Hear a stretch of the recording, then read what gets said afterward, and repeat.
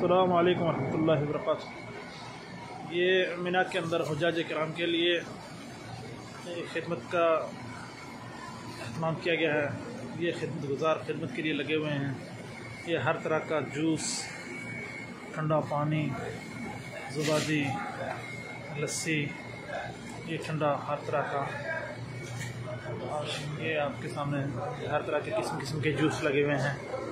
یہ ٹھنڈا پانی ہے اور یہ قسم کی یہ آپ کے سامنے آئس کریم ہے۔ یہ حجاج کرام کے لیے ہیں۔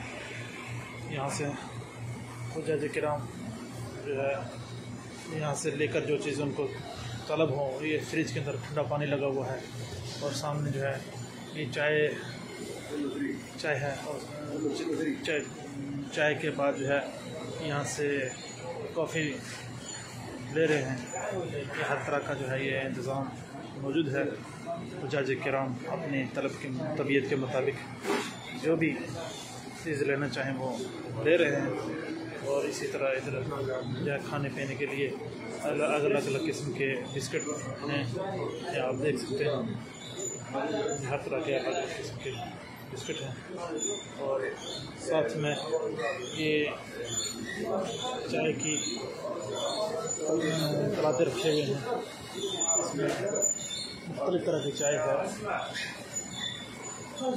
جہاں سے بھی لوگ اپنے طلب کے مطابق چائے لے رہے ہیں۔